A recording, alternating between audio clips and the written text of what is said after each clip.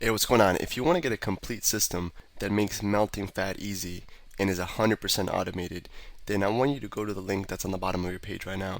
YouTube doesn't let me make that link clickable, so you're actually gonna have to type it into your browser, or I also put the copy of the link in the description, so you can click on that or type it into your browser. All right. For now, enjoy the video, and after you're done with this video, make sure to go to that link to get a complete fat melting system.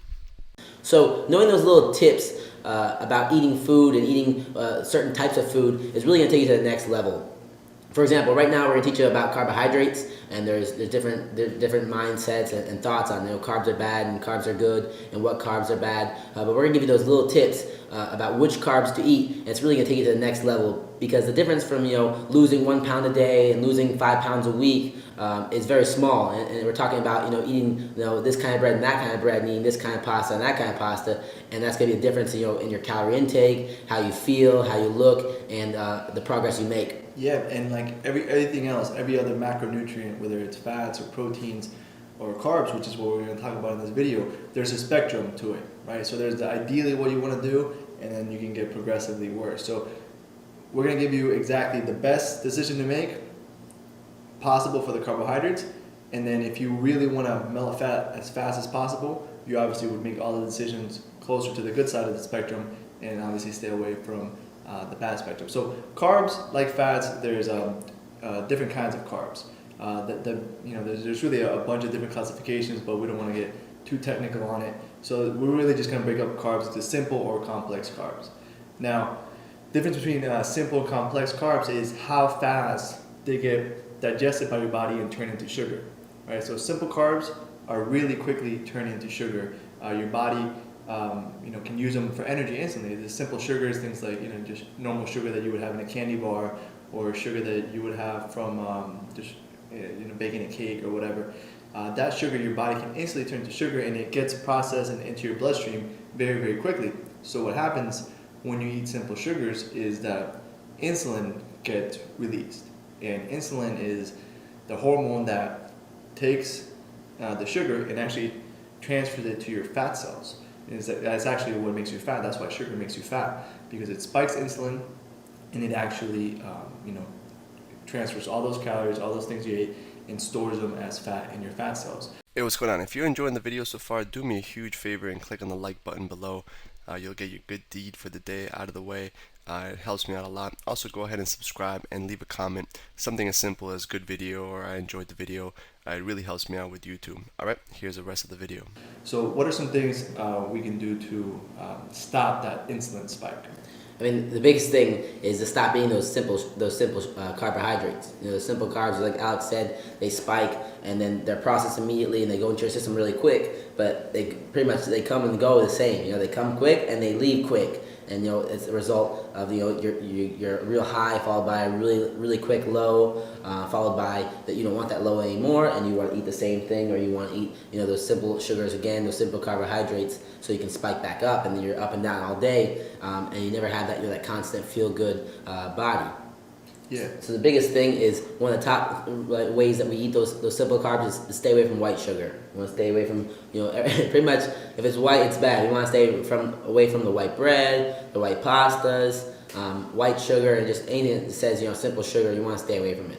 Anything that is high on the glycemic index. Exactly. Right? So I don't know if you've probably heard of glycemic index before. If not, it's just pretty much it's a scale of how quickly certain food gets turned into sugar. And remember, the faster it gets turned into sugar, the more your insulin is going to spike, because insulin is actually what balances your blood sugar and stabilizes it so you don't die. That's why diabetics actually got to inject insulin, because they stop producing insulin from eating so much sugar, type 2 diabetes that is.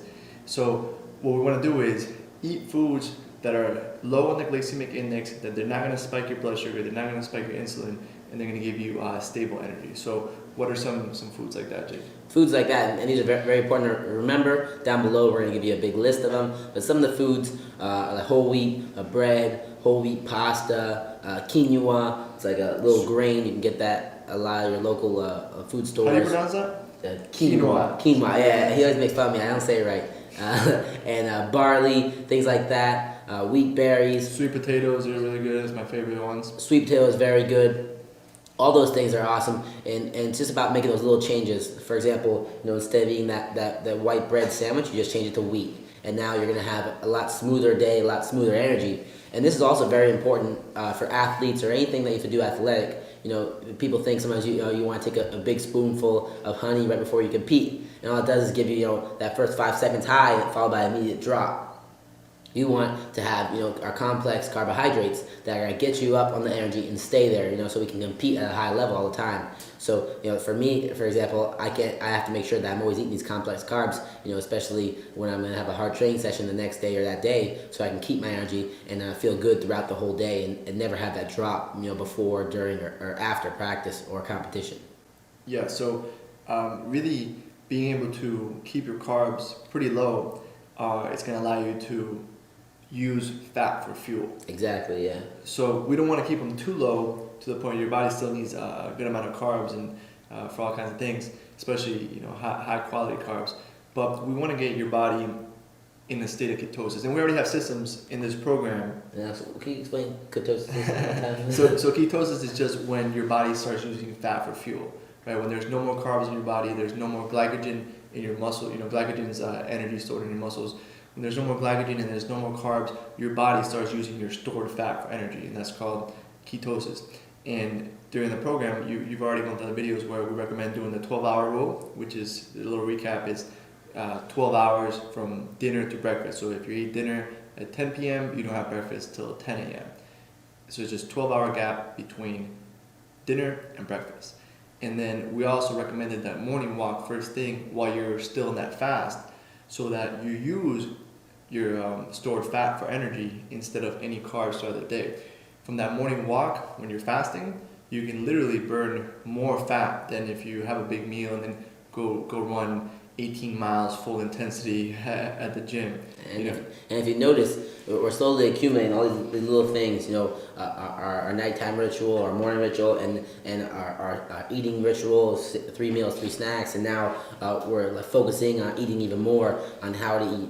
And all these little things are adding up, and we're getting closer and closer, and we're burning more and more fat every day till we get to where we get to the point where we don't need to burn any more fat, and we're lean and mean, and we have that automatic six-pack where you're not even thinking about it, you're just eating properly, and all these things that we're doing are accumulating to stopping us from eating, gaining fat. Exactly. And one cool metaphor that I like to think about carbs is, some people think you should be in ketosis all the time. Some people don't think ketosis is such a good idea. The way we want to think about this is a hybrid car, right? So a hybrid car uses either energy from the battery, stored energy, or gas, right? So I look at gas kind of like sugars, like carbs, where it's used up quickly and you can go a lot faster in the car. But the stored energy, and it's kind of like being in ketosis when you're using energy from the battery. So during this program, we want you to be in both. And when you're doing the 12-hour rule, that fast, and you're doing that morning walk, you're going to be in ketosis. You're going to be using energy, your stored fat for energy. And then, after a workout, if you ever, if you got the advanced programs where we teach, more intense workout programs, that's when you would want to be using, carbs for fuel. When you start doing very intense workouts, or when you start doing like Jason does, like MMA workouts where he's training for a fight, that's when you would want to switch to the carbs, because you're going to be using glycogen for energy, which is allows you to move a lot quicker, and it's good for things like sprints or just very high intense workouts. So we want to turn you into a hybrid. You don't have to choose one or the other. You're going to be able to run on both. When you're sipping let's say you're sipping like I am right now on the bulletproof coffee, where this is pretty much pure fat. Right now I'm going to enter a state of ketosis where I'm using fat for energy and fat for fuel, and I'm not going to be using sugars, because I'm not exercising. I'm just sitting here talking, so I don't really need any simple sugars right now to function. So the biggest thing, like we're always preaching, is that you want to try to stay as far away from processed food as possible. The processed foods are going to have a lot of the simple sugars, the white sugar, and a big thing is just being conscious. Glancing at that ingredients label when you're looking at your foods and you see the first ingredient is sugar. A simple sugar, you really want to stay away from it. Especially high fructose corn syrup, right? Exactly. High fructose corn syrup is horrible. All you're gonna get is an immediate spike followed by 5 minutes later a crazy downer, and you're never gonna feel great. You're never gonna feel consistently strong energy throughout the day. So these little tips are gonna make the world of difference. Just switching white bread to wheat bread, and your white pasta to whole wheat pasta. And one of the reasons why wheat bread and wheat pasta are lower on the glycemic index and they don't spike your blood sugar so much is because they have fiber. Maybe you've heard about fiber, heard that fiber is healthy, but the reason why fiber is healthy is because it literally makes everything digest slower.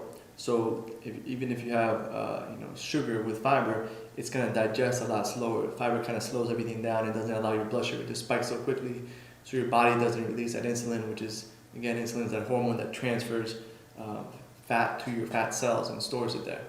So really uptaking the amount of fiber that you consume every day is going to allow you to digest everything slower and not spike your insulin and store less fat. And speaking of fiber, one of the best sources to get your good carbs from are fruit and veggies. And fruit and veggies have a lot of awesome, really good fiber in them. And on top of that, if you're a big juice drinker, you want to try to replace your juice with our fruits. So one glass of orange juice, a 12-ounce glass of orange juice, has about twice as much sugar than a regular orange, and the orange has so much more fiber in it. So you're getting the best of both worlds from just eating that orange compared to a glass of orange juice. And these days, the orange juice they give us is usually full of regular white sugar. So also on top of the little things we gave you, like the whole wheat pasta and what do you say, the quinoa, Quinoa. Yeah, you want to replace your carbs with fruit, and veggies are a really good source as well. All right, so in this brief video about carbohydrates, obviously we can go into super details about carbohydrates, and there's actually all these scientific names for it. You can learn the molecular structure of the different monosaccharides and saccharides and all these like super fancy names that you got to be a scientist and memorize, and you don't have to know any of that to get ripped.